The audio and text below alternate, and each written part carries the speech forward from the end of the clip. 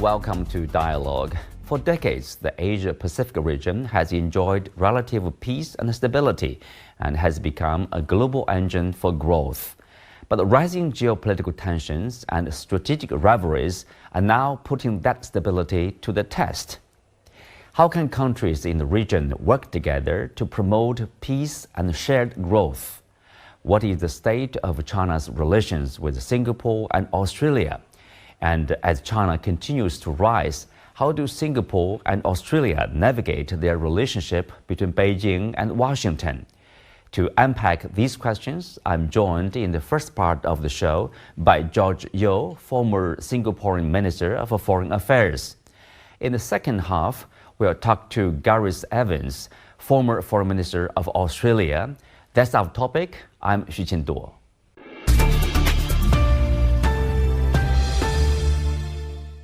Welcome to Dialogue, George. So we started with Singapore, China, the relationship. The Prime Minister was in China not long ago. And how do you look at the relationship between the two countries now? Oh, it's going from strength to strength. There is deeper understanding of each other and new ways of working together in a world which is changing by the minute. It's a good relationship. And one which is mutually beneficial. You know, we have this U.S. tariffs on basically their major partners, basically everybody else, including Singapore and Australia, for example, countries who actually has a deficit with the U.S., also 10% tariff. How do you look at the tariff thing, you know? Will it ultimately serve the U.S. interests, or what's its impact on global economy? Well, Trump is going back to an old world where there's no WTO, where there's no MFN, where trade is part of politics, part of relationship. I like you, I need you more, so we have one regime. I don't like you, you need me more, we have another regime. So Trump has abandoned all the ideals of free trade. He thinks that this will benefit the US more. If you think about it, it is because the US no longer feels the same self-confidence which it had in the past, when it was 40% of the global economy. It set the rules, and it said, well, you can depoliticize trade. And that was what the WTO was. But the US is no longer in such a position, and it feels a growing insecurity about itself. And it has turned the table around and said, you are exploiting me, and therefore I will have to take actions to protect myself. So Trump, I think he enjoys doing it. He doesn't understand that it causes a lot of confusion. Imagine if you're a ship with 20,000 containers going to the US, and in the middle of the voyage, Trump has changed his mind. Now, what do you do? And if you are receiving those containers, do you want them? Maybe you don't want them. Or maybe you want the ship to speed up so that it arrives before the new policies are in place.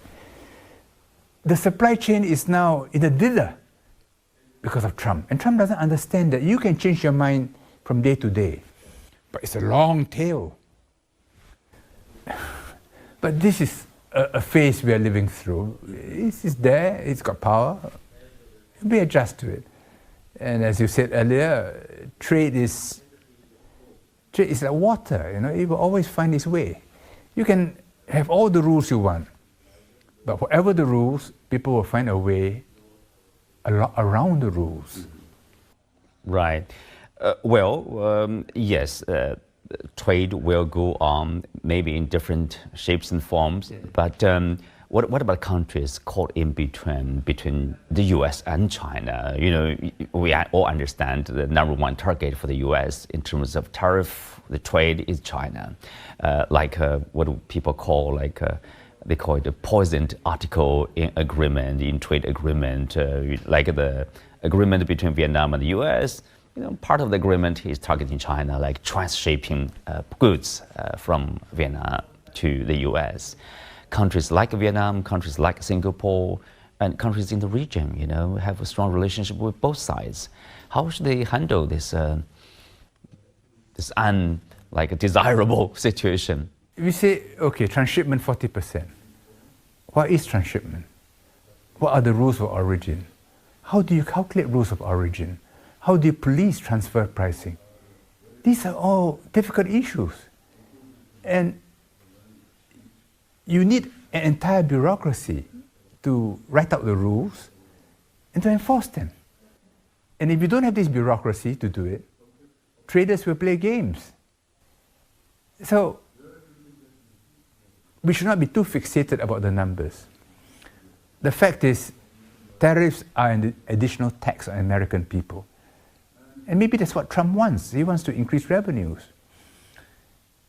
Will it revive American manufacturing? It is not so easy. I mean, you go to EU and you buy whatever, a kitchen utensil.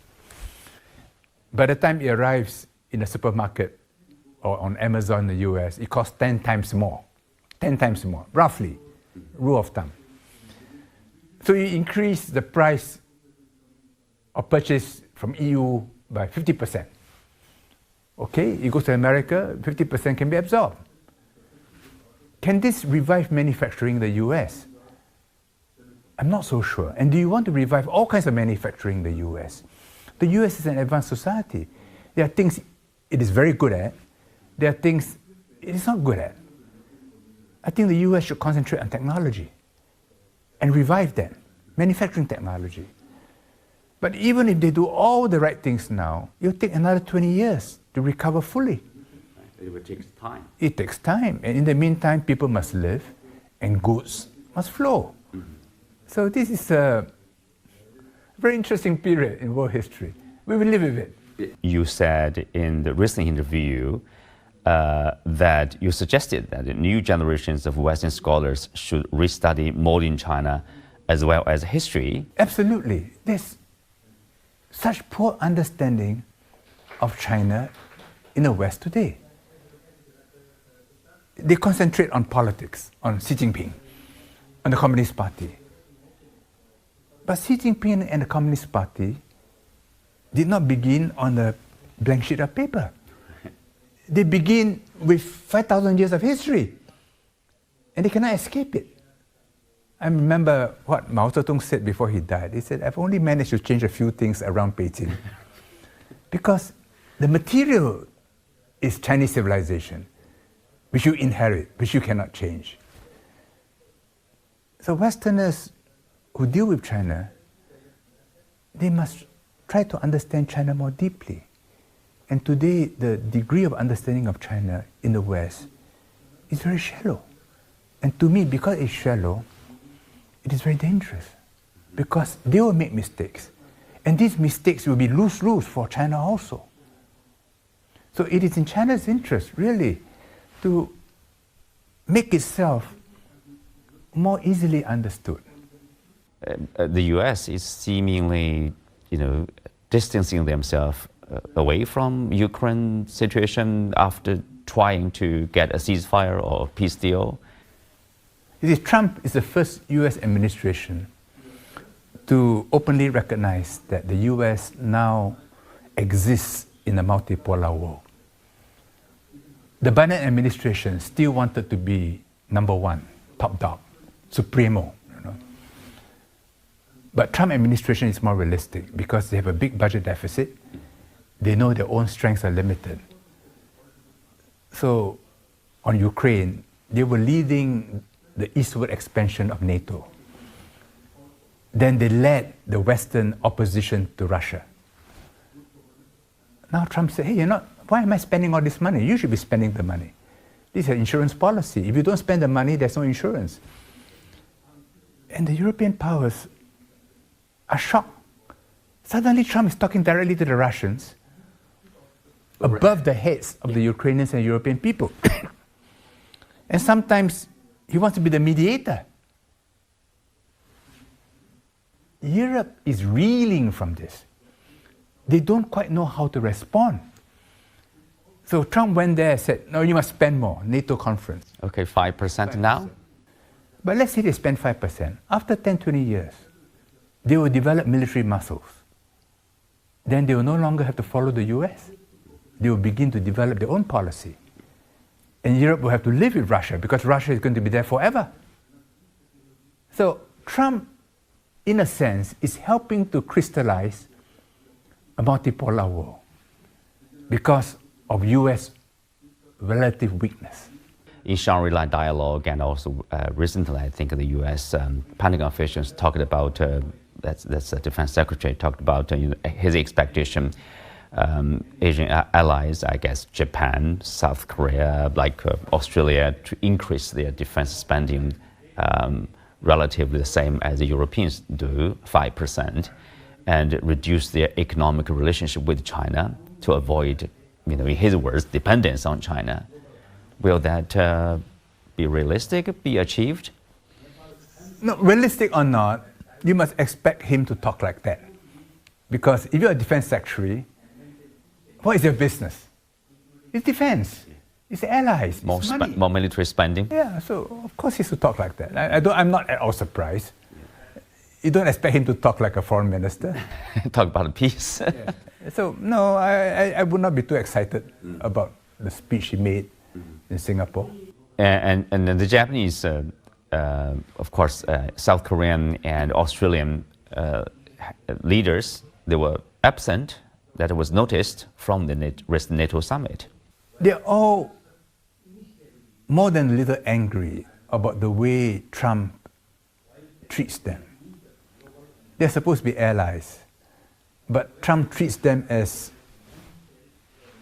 an economic partner whom he can bully. The Japanese are normally very polite people, but this time around they're angry,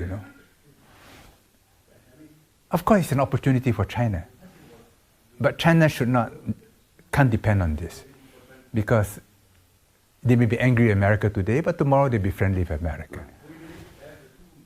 The fact is, an America which in relative terms is weakening, and you are an Australian leader, a Japanese leader, a Korean leader, and you say, look, what will the world look like 10 years from now, 20 years from now? They have to be less dependent on America. And China will become more important to them. So when they plot their path into the future, they will have to triangulate differently. So this is a long-term calculus. And China should help them make this long-term calculus, not to dominate them, but to help them become more autonomous. Not that they will become adversaries of the US. They will not be. But at least their paths will be more intermediate than what they are today. And that's good for the region. Well, of course, we talked about the changes this year. Also marks this 80th anniversary of, for example, the Chinese war against the Japanese aggression, and also the World War against fascism in European theater, in the Asian theater. It's a time to reflect, time to think about, history. History is never too far away, right? And what kind of world we are living in, and what will we have tomorrow. Increasingly, people feel uncertain. The international system established at the end of the Second World War, surrounding the UN, the systems of the UN, but now it's being challenged. We are seeing more and more unilateral actions or protectionist policies, practices there. So what kind of world are you seeing, like now or in the near future? For China, for Singapore, the war in Ukraine, the wars in the Middle East are distant wars. We are affected, but not that much. And we have limited influence on what happens in Europe and the Middle East. We have more influence in our own region. And today in East Asia, Southeast Asia, there's peace. And our primary objective should be to maintain peace in our region. And that will be our greatest contribution to the world. Because this region, if we include South Asia, is more than half the world, maybe 60% of the world. So if we can keep the peace in Asia, we would have made a huge contribution to humanity. Thank you, George. Thank you for speaking to us. My pleasure.